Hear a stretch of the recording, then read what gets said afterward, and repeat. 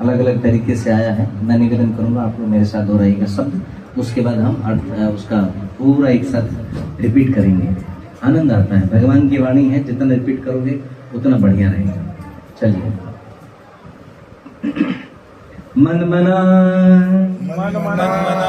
भव मद भक्तो मद्याजी मां नमस्कुरु मां एवै शिष्यसि युक्ता वयम् आत्मानं मां परायणः मन्मना भव मद्भक्तो मद्याजी मां नमस्कुरु मामेव शस्य युक्ता वै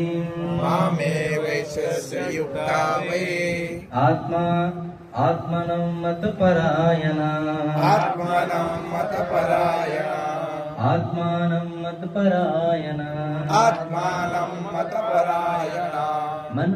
भव मद्भक्तो मद्याजी मां नमस्कुरु मामेव शस्य युक्ता वयम् आत्मानं मतपरायणः। एक बार लास्ट, आप में से अगर किसी को याद हो गया हो, नहीं भी है तो देखकर बोल सकते हैं। किसी के पास भगवत गीता है तो आप में से कितने के पास भगवत गीता है अपने घर में? एक। ओह, एवरीबॉडी हैज है। कौन सा, गोरखपुर वाला या फिर इस्कॉन वाला? इस्कॉन वाला लोगे ना, देखो गोरखपुर वाला तो मैं आदर करता हूँ, लेकिन इस्कॉन वाला लोगे तो फ्लाइट टूट जाएगा, लेकिन भगवत गीता नहीं फटने वाला। और हमारे मंदिर से लोगे तो और नहीं फटने वाला, क्योंकि जो भगवत गीता फ्लाइट में गया ना, वो खारघर का भगवत गीता था। वो इस्कॉन खारघर से लिया गया था। ये मजाक में कह रहा हूँ, लेकिन वो खारघर से ही गया था। पूछो क्यों?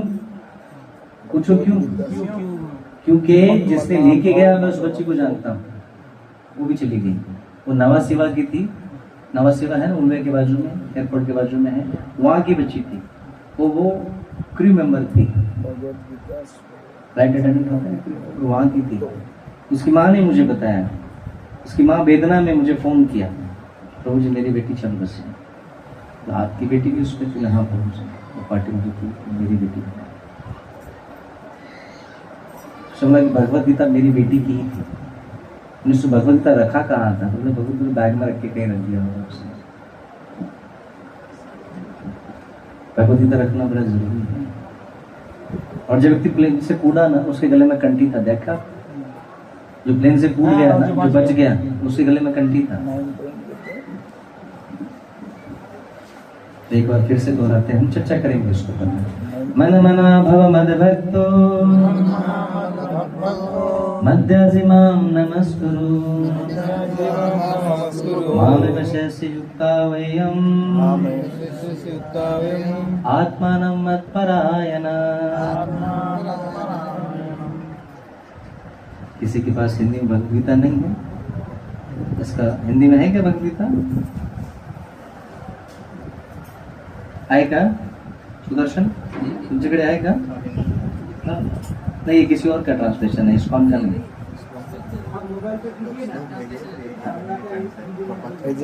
नहीं, वो सब ट्रांसलेशन उल्टा सीधा होता है। एनीवे, हमारा इस्कॉन का ट्रांसलेशन है। नहीं भी आएगा तो मैं पढ़ लेता हूँ। भगवान कहते हैं, ये किसी और का है, हमारा नहीं। सब लोग अपने अपनी, भगवत गीता एक ऐसा ग्रंथ है जो अपने अपने साधु ने अपने अपने तरीके से उसको इंटरप्रेट किया है, लेकिन पूरी दुनिया में जिसको ऑथराइज किया है इस्कॉन का भगवत गीता है। अब बोलोगे कि इस्कॉन वाले होकर इस्कॉन की प्रशंसा कर रहे हो? नहीं, हमने छप्पन घाट के पानी पीकर इस्कॉन में आए हैं। छप्पन घाट समझते हो? दुनिया भर के नॉर्थ से लेकर साउथ तक पानी पी के आए हैं और फिर इस्कॉन में आए हैं। इस्कॉन में ऐसे नहीं आए हैं, गुरु और कई संप्रदाय को देख लेते हैं। भगवान इसमें कहते हैं, मन मना भव मत भक्तो, जो मेरे भक्त होते हैं, मत मन मना सदैव मेरी चिंतन करो, मद्याजी माम नमस्कुरु, आप मेरा चिंतन करो, मेरा भक्त बनो और सदैव मुझे नमस्कार करो, मेरी पूजा करो। और जब इस प्रकार से तुम करते रहोगे तब तुम क्या करोगे, एक दिन तुम मेरे पास आओगे। इसका अनुवाद इतना ही है, मन मना भव मद भक्तो, मेरी भक्त बनो, मेरी पूजा करो, मुझे नमस्कार करो। इस प्रकार से एक दिन तुम शरणागत होगे आत्मानम, और फिर क्या करोगे, तुम मेरे पास आओगे। मत परायण, जो मेरे डिवोटेड होते हैं वो मेरे पास आते हैं। इसका सुंदर अनुवाद इतना ही है। 9.34 देखो,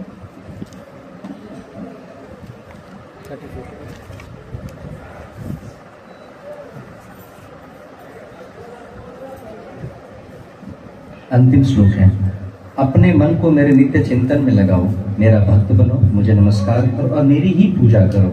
इस प्रकार से मुझ में पूर्णतः तल्लीन होने पर तुम निश्चित रूप से मुझको प्राप्त करोगे।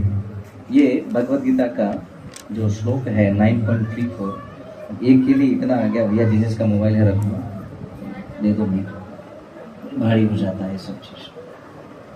ये श्लोक मैंने क्यों लिया, आप लोगों को लग रहा होगा, मैं बताता हूँ इसके पीछे कारण। आइए मेरे साथ प्रार्थना कीजिए। ओम अज्ञानतिमिरन्धस्य ज्ञानाञ्जन शलाकया चक्षुरुन्मीलितं येन तस्मै श्रीगुरुवे नमः। नमो ओम विष्णुपादाय कृष्णाय भूतले श्रीमते भक्तिवेदान्त स्वामिन्निति नामिने नमस्ते सरस्वती देवे गौरवाणी प्रचारिणे निर्विशेष शून्यवादी पाश्चात्य देशतारिणे जय श्री कृष्ण चैतन्य नित्यानंद श्री अद्वैत गदाधर शिवासादि श्री गौर भक्त वृंद। हरे कृष्ण कृष्ण कृष्ण हरे हरे हरे राम राम राम हरे हरे। ये सुंदर जो श्लोक हमने कहा है, ये भगवद गीता के टोटल कितने अध्याय हैं, 18। उसके मध्य में आता है 9, और इस जो पूरा चैप्टर है, ये अध्याय है, उसका नाम है मोस्ट कॉन्फिडेंशियल नॉलेज, परम गुह्य ज्ञान। अब कोई भी चीज़ होता है, मानो किसी ऑफिस में जाते हैं तो वो ऑफिस वाला भी एक दिन में आपको सब कुछ नहीं सिखाता है, राइट। वो बोलता है कि जो इम्पोर्टेंट चीज़ है वो सब धीरे धीरे सिखाएंगे, ट्रेनिंग देंगे। और जो कोई गेस्ट भी आता है तो एक ही दिन में सारा पकवान बना के नहीं खिलाता है उसको, थोड़ा समय लगता है, थोड़ी दोस्ती बढ़ती है, अड़ोस पड़ोस में रहते हैं, फिर धीरे धीरे मिठाई, पहले मिठाई का आदान प्रदान होता है, फिर 56 भोग का धीरे धीरे होगा। भगवान ने क्या किया, 18 अध्याय अंतिम में है, उससे पहले बीच में डाल दिया परम गुह्य ज्ञान। परम गुह्य मतलब समझते हो, मोस्ट कॉन्फिडेंशियल। इससे बड़ा कॉन्फिडेंशियल नहीं हो सकता। जब मैंने इसका अनुवाद पढ़ा, सब कुछ पढ़ा, तो मैंने सोचा बार बार, अगर ये परम गुह्य है मतलब गोपनीय है, परम गोपनीय है, तो भगवान ने इसको बताया क्यों? गोपनीय मतलब किसी को नहीं बताया जा सकता, सीक्रेट चीज है ना, कुछ सीक्रेट होते सबको नहीं बता सकते, लेकिन भगवान ने सबको बताया। और बताया तो कब बताया? अध्याय के अंतिम में नहीं, भगवद गीता के अंतिम में, संवाद में अंतिम में नहीं बताया, बीच में बताया भगवान ने, बीच में है। तो जैसे आप लोग सैंडविच बनाते हैं, देखा है, इधर भी ब्रेड इधर भी ब्रेड, मेन मटेरियल किधर रहता है प्रभु? बीच में रहता है। और एक खाते हैं ना सैंडविच के बाद, और एक कौन सा, बर्गर। हम जो नहीं खाते उसी का नाम ले रहा हूँ। हमारे यहाँ कहावत है, पिज्जा और पास्ता नरक का रास्ता। वैसे खाते हैं दबा के, ये बोलने के लिए बोल देते हैं, लेकिन खाते हैं दबा के सब। तो जैसे सैंडविच होता है, बीच में मेन मटेरियल होता है, ये भगवद गीता का परम गुह्य ज्ञान भगवान अर्जुन को दे रहे हैं। जब अर्जुन ने पूछा कि निष्कर्ष क्या निकालूं मैं आपके संवाद से, तो इसी संवाद को फिर भगवान 18 अध्याय में यही श्लोक को दोहराते हैं। 18वें अध्याय में आपको देखोगे, इधर आइए, पूछते हैं भगवान से अर्जुन, और फिर इसी ही एक मिनट मैं प्रूफ के साथ आपको बता रहा हूं, ताकि फ्यूचर में आपको भी थोड़ी सी इस बात का ये रहेगा।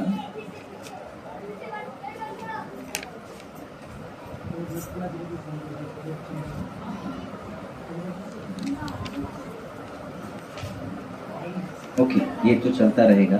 18 अध्याय में फिर से भगवान कहते हैं यही श्लोक, मन ममा भव मद्भक्तो मध्याजी माम नमस्कुरु। Where is it?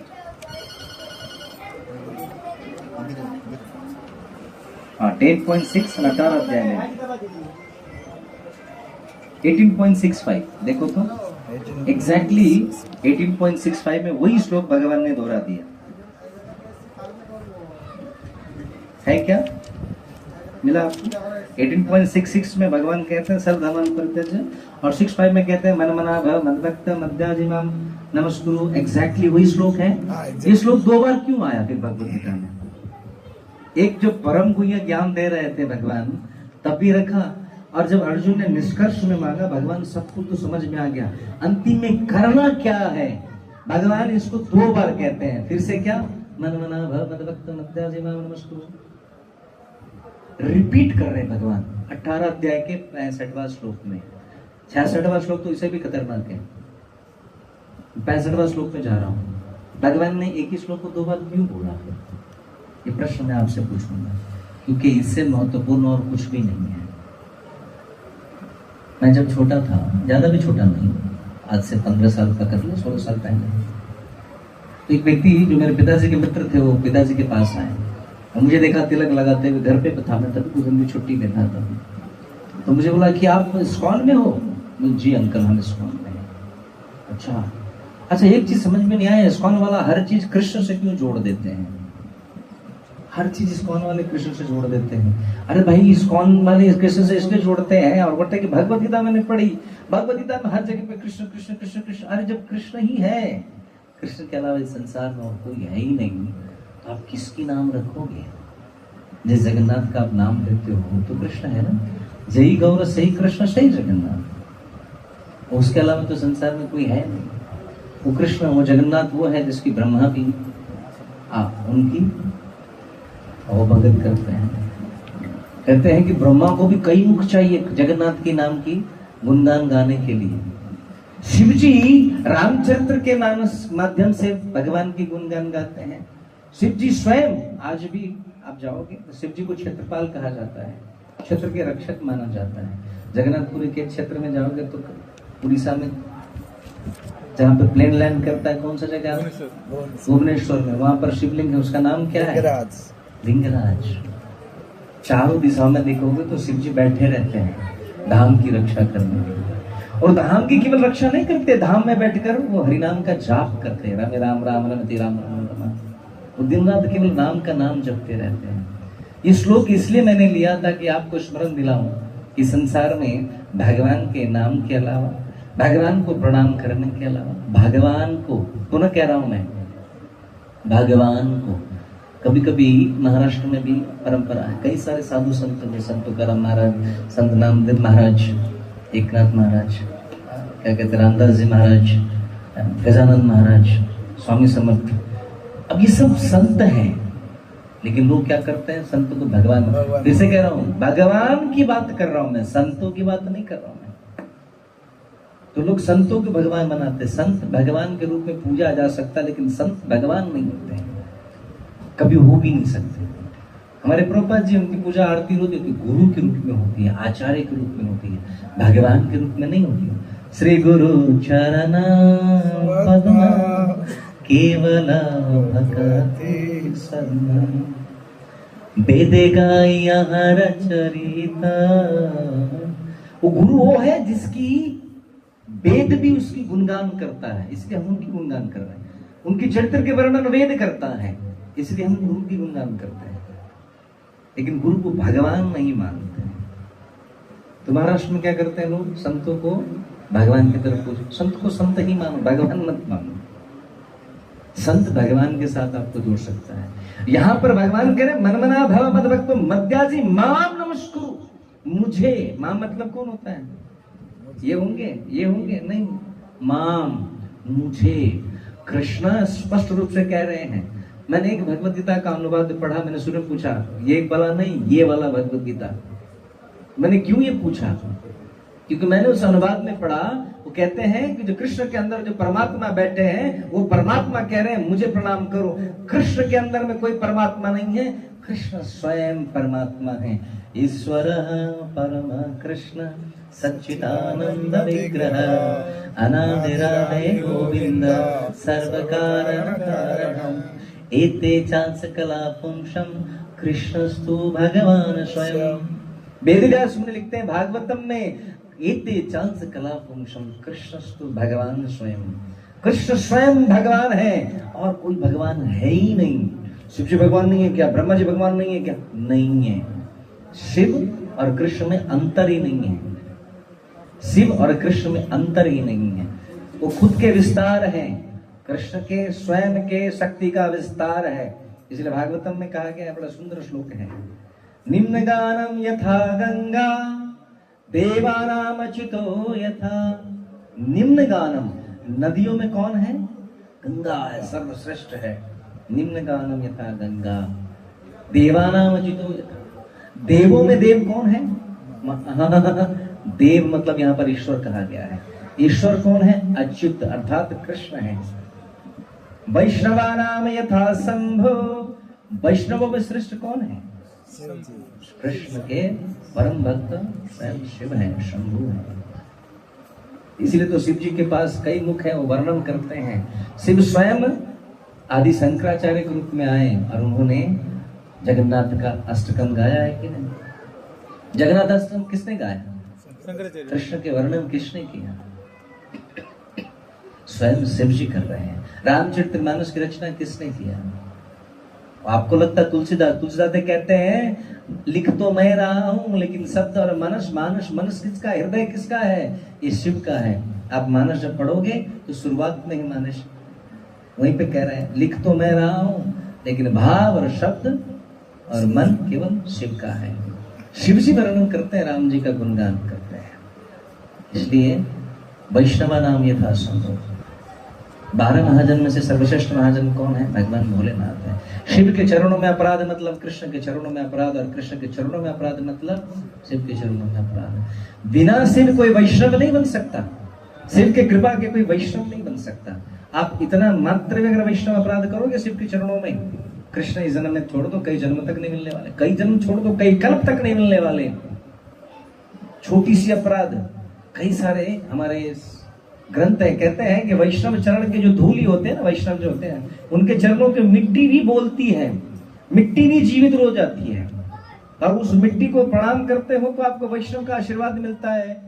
और उस अगर आप वैष्णव के अपराध करते हो तो मिट्टी के चरण भी उस अपराध को मान लेता है। इसलिए कभी वैष्णव अपराध नहीं करना चाहिए। और अगर आप शिव के चरणों में अपराध करोगे तो नेक्स्ट तो इम्पॉसिबल है कि कृष्ण कृपा कभी प्राप्त कर पाओगे, असंभव है। और ये स्वयं शिव कहते हैं कि मैं जिसके नाम जपता हूं कौन है? श्री हरि है। तो यहां पर भगवान कह रहे हैं मुझे प्रणाम करो। देवानम अच्युतो, वो अच्युत स्वयं से कृष्ण है, अन्य कोई और नहीं, स्वयं जगन्नाथ है। और जब तुलसीदास जी महाराज ने रामचरितमानस जिसने लिखा, उनको किसी ने कहा कि आपको राम जी का दर्शन करना, आपने अयोध्या का दर्शन कर लिया, चित्रकूट का दर्शन कर लिया, लेकिन आपने जगन्नाथपुरी पुरुषोत्तम क्षेत्र श्री क्षेत्र का दर्शन नहीं किया।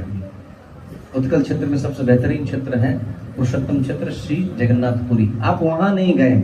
और वहां कौन विराजते हैं? बोले वहां राम जी विराजते हैं।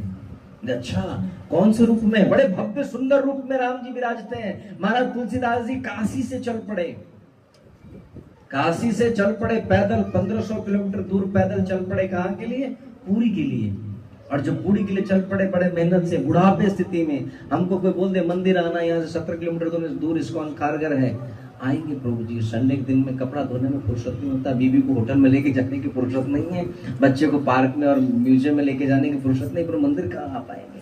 हफ्ता में एक ही दिन तो छुट्टी मिलती है, बड़े एक्सक्यूजेस होते हैं लोग। लेकिन गोस्वामी तुलसी जी महाराज इतने सुंदर थे, उनके हृदय में केवल भगवान विराजते थे। भगवान के दर्शन के लिए अकेले चल पड़े, कोई चेला नहीं, कोई चपाटी नहीं, कुछ नहीं, अकेले चल पड़े। और जब आए पुरी में प्रवेश किया, 22 सीढ़ी चढ़ के बुढ़ापे में भी, अभी तो सीढ़ी का हाइट थोड़ा छोटा है, पहले तो बड़ा बड़ा था, अभी तो जमीन धसती है तो वैसे धस रहा था। जैसे गोवर्धन पहले बहुत ऊंचा था, अभी तो गोवर्धन बड़े कम हाइट के दिखते हैं। 22 सीढ़ी चढ़कर जब गए और जब ऐसे दृष्टि लगाया तो उन्होंने देखा कि जिस भगवान का नाम आप लेते हैं और जिस भगवान का दर्शन करने आए हैं, वहां तो कोई और बड़ा बड़ा आंख वाला, वो भी काला काला, जिसका हाथ नहीं पाँव नहीं। बोले ये भगवान, हमको तो ठग लिया। बोला तुम्हारा रघुवीर जी बैठे हैं पुरी में, यहाँ आया तो काला काला आंख वाला आया, कोई है नहीं, कुछ है नहीं, और 3 केवल लकड़ी की मूर्ति और कुछ नहीं है। तुलसीदास जी महाराज बड़े नाराज हुए, मन से क्रोधित भी हुए और पश्चाताप हुआ कि 1500 किलोमीटर चल के आया और यही काठ की लकड़ी देखने के लिए आ गया। मैं तो परम ब्रह्म के दर्शन करने आया हूं, और परम ब्रह्म की आंखें नहीं है, पांव नहीं, हाथ नहीं, कैसे हो सकता है? बड़ा आश्चर्य लगा, बड़े मायूस हुए और बोला कि मुझको ठग लिया, मुझे ठग लिया गया है। तो राम के भक्त थे, और जब चल पड़े तो केवल एक ही लैंग्वेज उनके मन में था, एक ही शब्द उनके मन में था, क्या?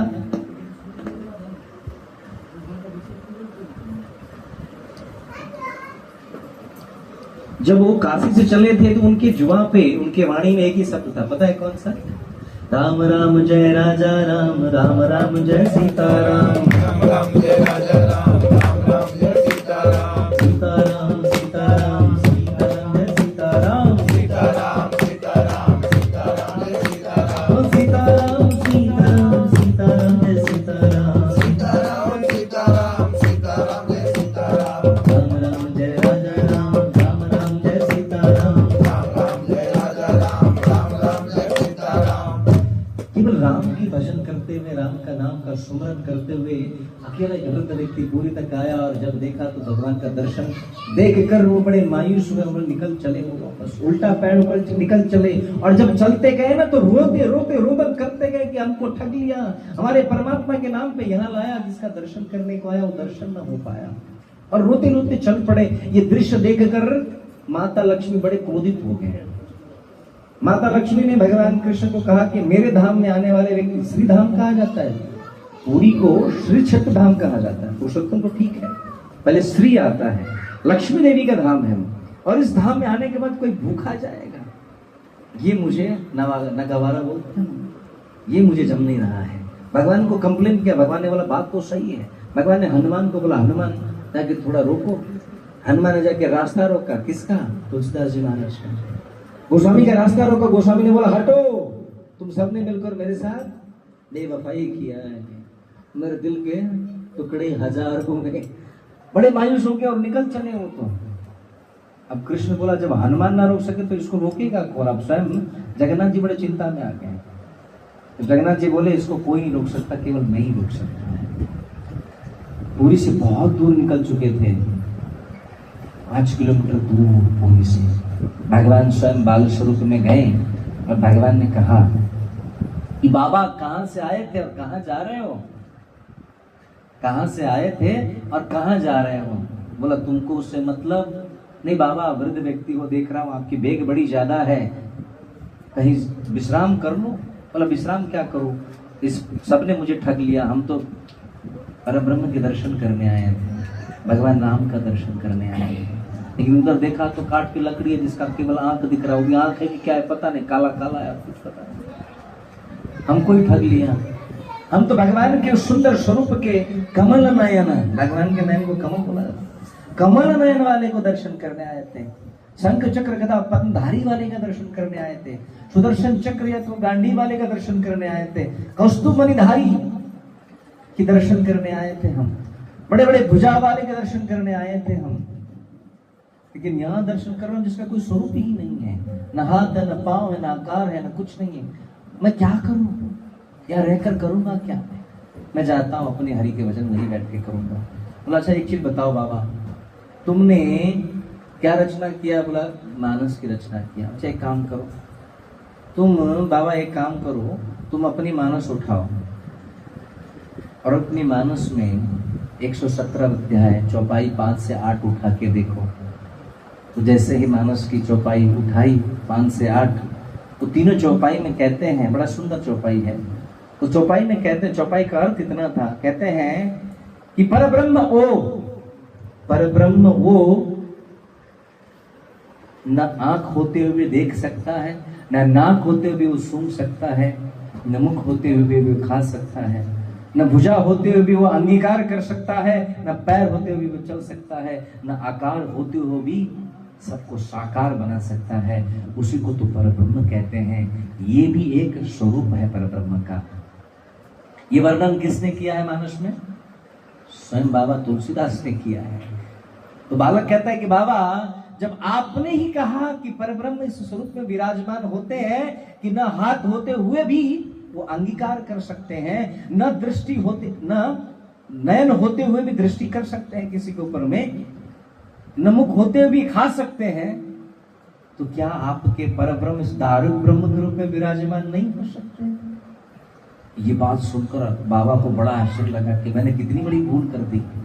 एक बालक मुझे ज्ञान दे रहा है, मन में पश्चाताप हुआ कि कहीं भूल तो नहीं कर दिया। वो उल्टे पैर फिर से वापस लौट चले और फिर से सीढ़ी चढ़कर अंदर गए। जैसे देखा भगवान के सामने विनय करते हुए, रोदन करते हुए, मन में पश्चाताप था कि भगवान मैंने बहुत बड़ा गलती कर दिया। लेकिन इच्छा तो फिर से वही स्वरूप के दर्शन करने का था। किसका? रघुनंदन राघव राजा राम पतित पावन सीताराम, उसकी दर्शन करने की थी। मन में पश्चाताप भी थी, लेकिन दर्शन करने की अभिलाषा थी। ऐसे दर्शन करने को गया, देखा तो फिर से वही आंख वाला, लेकिन माफी मांगने लगे भगवान से। भगवान, मैंने बड़ा पश्चाताप किया, बड़ा भूल किया, मैं तो पहचान न पाया आपके स्वरूप को। और फिर मूर्छित हो गए, unconscious, he became unconscious. What to do then? जैसे उनको चेतना आया और जैसे दर्शन करते हैं तो बड़े सुंदर छवि वाले सियावर रामचंद्र की जय, गांडीवधारी मुकुटधारी वक्षस्थल पे बड़े सुंदर विराजमान करके बड़े भुजा वाले रामचंद्र जी खड़े हैं वहां पर। अब उनको लगा कि कहीं सपना तो नहीं देख रहा हूं। तुलसीदास जी महाराज, ये सारी घटना विदित है, हुआ है और आज भी डॉक्यूमेंटेड है। जाओगे तो पता चलेगा। इसकी प्रूफ कैसे है मैं बताता हूँ। तुलसीदास जी कहते हैं कि शायद इससे पहले जो देखा था वो सत्य है, जो अभी देख रहा हूं वो सत्य है। तब भगवान राम जी प्रकट होकर कहते हैं, तुलसीदास, मुझ में और जगन्नाथ में कोई अंतर नहीं है, मैं ही जगन्नाथ हूं। तब तुलसीदास जी एक काव्य के एक श्लोक की रचना करते हैं, जय गौर से कृष्ण से जगन्नाथ, जय राम से ही जगदीश, जय राम से जगदीश से ही रघुवीर। रघुवीर में और जगन्नाथ में कोई अंतर नहीं है। वो आपके लिए वेद हो सकता है, मनुष्य वेद कर सकते हैं, भगवान वही है, वही शक्ति, वही स्वरूप, वही सब कुछ है। तुलसीदास को मन में समझ में आ गया कि मैंने बड़ा भूल किया था। और आप विश्वास नहीं करोगे कि जब आप मार्गशीर्ष के महीने के बाद जब माघ आती है ना, फाल्गुन माघ के बीच, तो आप लोग कितने लोग उड़ीसा से, सब लोग उड़ीसा से हैं, वहां पे भगवान का पद्म वेश लगाया जाता है, कमल के वेश होते हैं। एक समय आता है जब उनको सोना वेश लगाया जाता है, सोने का वेश।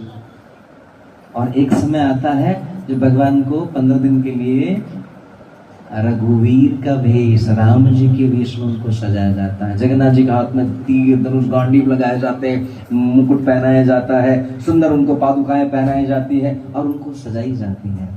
उसी दिन से जब तुलसीदास ने कहा कि मैंने तो जगन्नाथ में केवल राम की छवि देखी है, उस दिन से उनको रामावेश में सजाया जाता है। क्यों? क्योंकि जगन्नाथ कौन है पता है? भक्त वत्सल करुणा सिंधु दीन बंधु।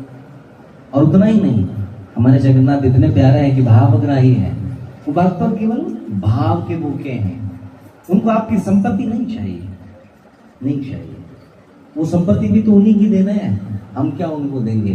10 रुपए के लड्डू चढ़ाकर, 500 के लड्डू चढ़ाकर 5 लाख की घर खरीदने, 50 लाख 5 करोड़ की घर खरीदने की बात करते हैं।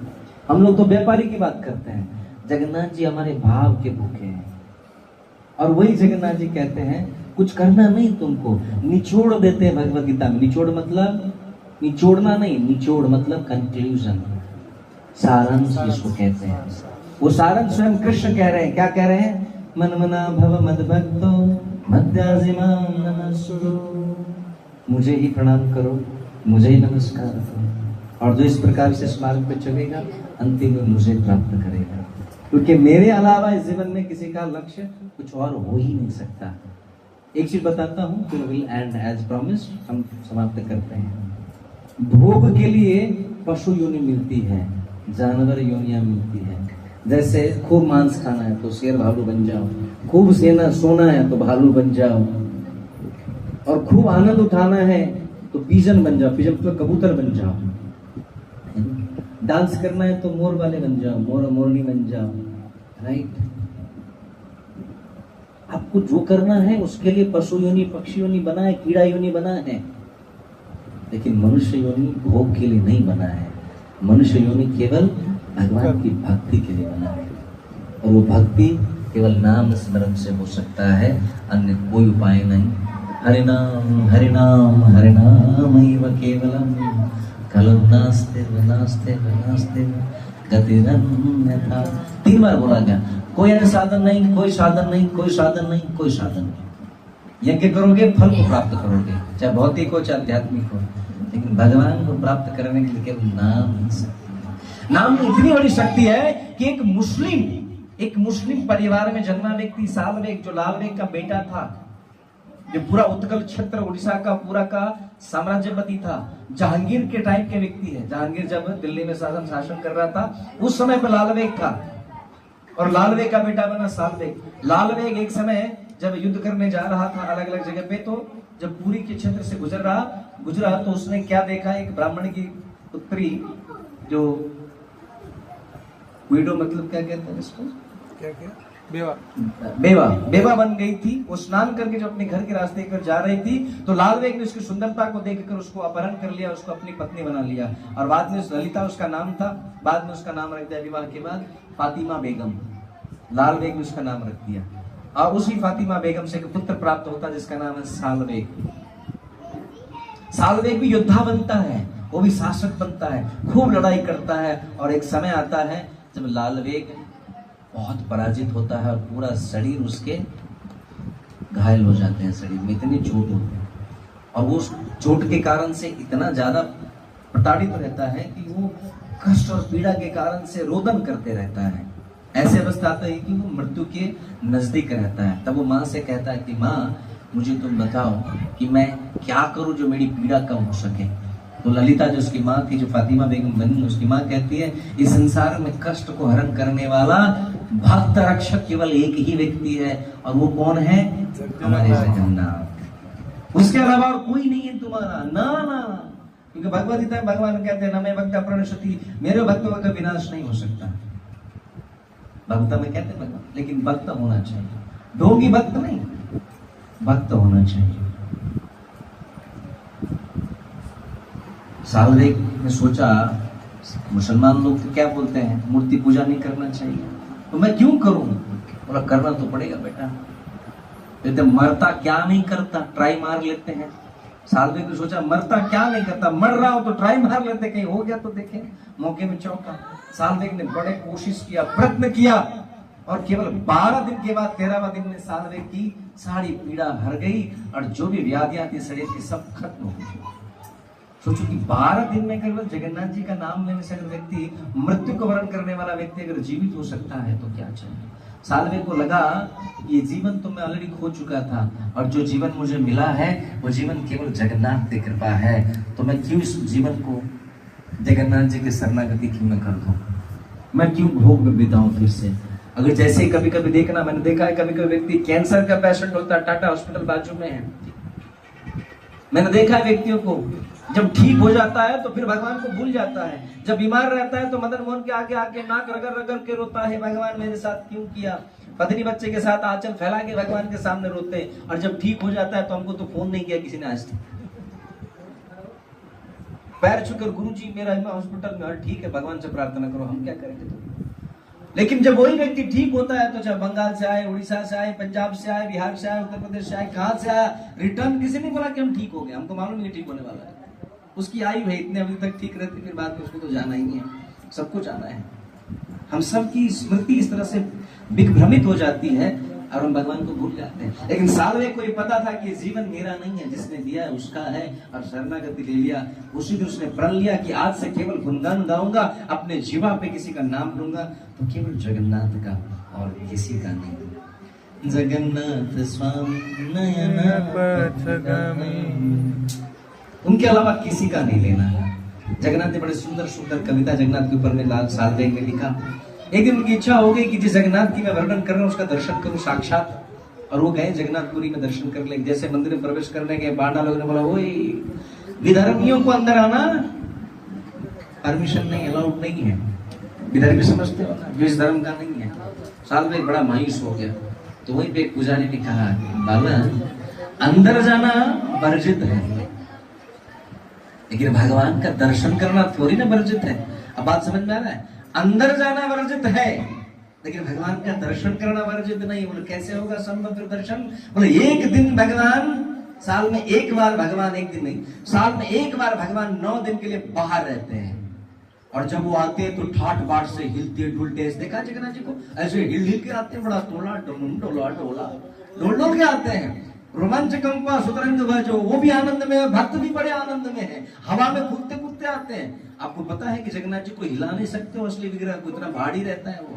एक बात, सॉरी माफी चाहता हूँ जी, जिन लोगों को भक्त नहीं है उनको जाने दीजिए, और इन्हें 2 मिनट प्रसाद खाने के लिए चले जाएंगे, बस 2 मिनट, आई एम डन। बंद हो जाएगा 10 बजे। जो भक्त नहीं है वो प्रसाद लेने जाइएगा, खाइएगा, मेरा काम भी खत्म हो गया, मैं इतना ही करके खत्म करता हूँ। एंड देन जगन्नाथ जी उसको बाहर कर दे। तो बोला कि 1 साल में आएंगे तुम आ जाना। बोले तब तक क्या करूं? तो तब तक वृंदावन चले गए। वृंदावन में जाकर वही कृष्ण का स्मरण, कृष्ण का नाम का कीर्तन, कृष्ण का नाम का भजन। और जैसे ही 1 साल होने को आया, उसको स्मरण में था, आने लगा, तब याद आया कि अरे आज तो अंतिम दिन है, जगन्नाथ जी तो वापस जा रहे हैं। गुंडीचा से कहा श्री मंदिर में जा रहे हैं।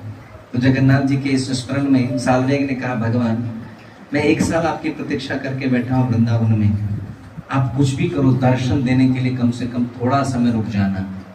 जैसे ही सालवे ने प्रार्थना रखी जगन्नाथ जी से, लौटता हुआ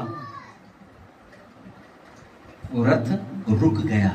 अब उस रथ को चलाने के लिए हाथी आया, घोड़ा आया, सब कुछ आया। रथ तो टस न मस, न इधर न उधर, कहीं हिल नहीं रहा है।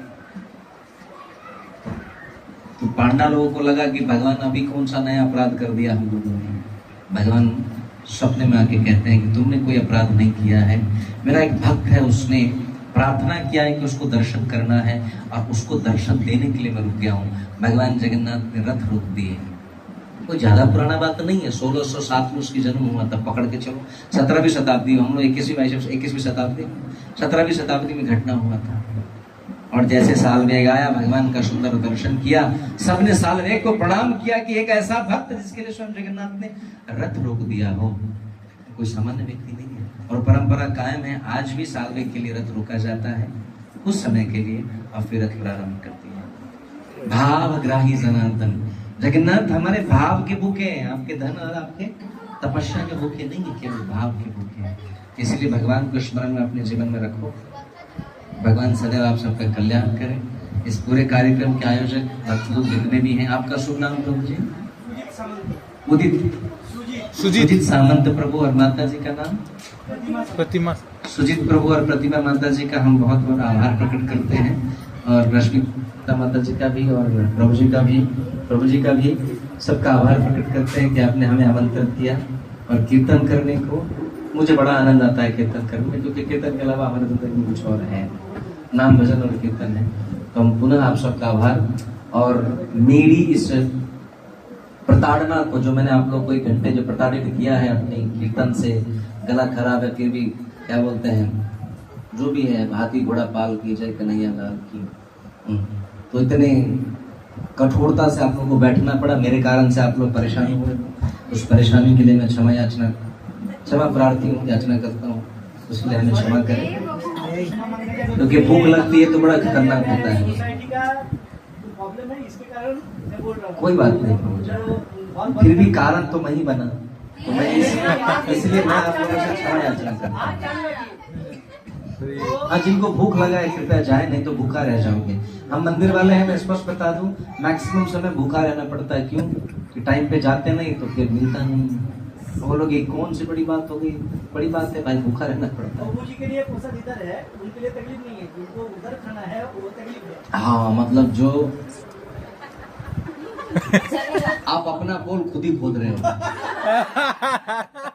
बोलना चाहते हैं कि जो कुछ उधर खाना चाहता है उधर खा के आओ, और जो इधर खाना चाहता है उसके लिए अलग से, क्योंकि यहाँ जो प्रसाद आया वो मंदिर से गौड़ी मठ से आया है ना, भक्तों के लिए। और जो बाहर कांदा लहसुन बना सब ऐसा ही कुछ है। गोविंद जय जगन्नाथ, जय जगन्नाथ, जय जगन्नाथ, जगन्नाथ स्वामी की जय, सुभद्रा महारानी की जय, निताई गौर प्रेमानंदे। हरे हरे हरे बोल। मिलते हैं जब समय मिलेगा तो पुनः आप लोगों से मिलेंगे। कौन कौन मिलने की अभिलाषा रखता है बताओ? ये भाई फोटो वीडियो बना ले, सबका देख लेते हैं। बना बना बना बना, बाद में सबका वीडियो बना के।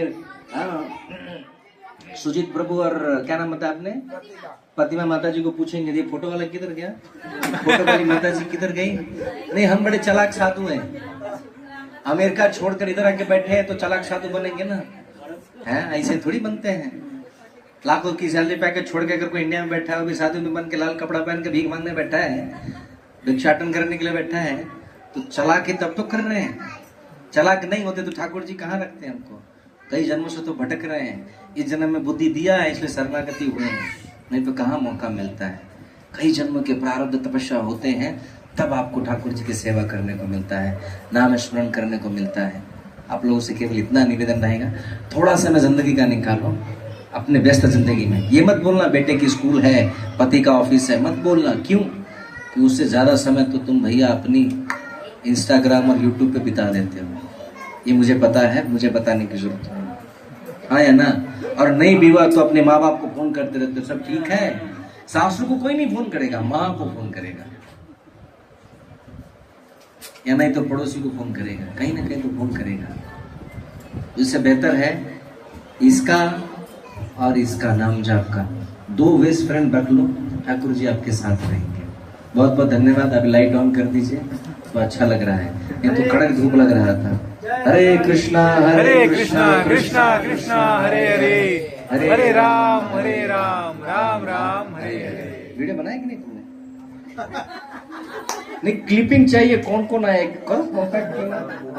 तुमको क्या मजाक लग रहा है? मैं तो सीरियस बात कर रहा हूँ। ये देखो हमारा शिष्य को, नहीं मैं सीरियसली कह रहा हूँ, मैं सबको पूछूंगा कि ये माता जी किधर गए, क्योंकि मैं तो किसी को नहीं जानता। बुलाएंगे तभी तो आएंगे ना, उन्होंने बुलाएंगे प्रभु जी जवाबदेही है, जिम्मेदारी आपकी पड़ गई। अभी वीडियो बना लो, सब लोग आएंगे ना, एक बार हाथ उठा लो। हरे कृष्णा कृष्णा कृष्णा कृष्णा हरे हरे, हरे राम राम राम। देखो बेवड़े वाले अपना संग बना के चलता है, पीने वाला है कि नहीं?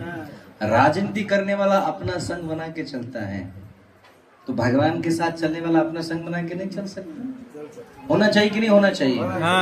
तो मिलते हैं हम लोग, और आने वाले महीने में हो सकता है तो अगस्त महीने में आप लोग के प्रीमियर में एक भव्य जन्माष्टमी मनाई जा सकती है। भगवान का एक अभिषेक, भव्य जन्माष्टमी।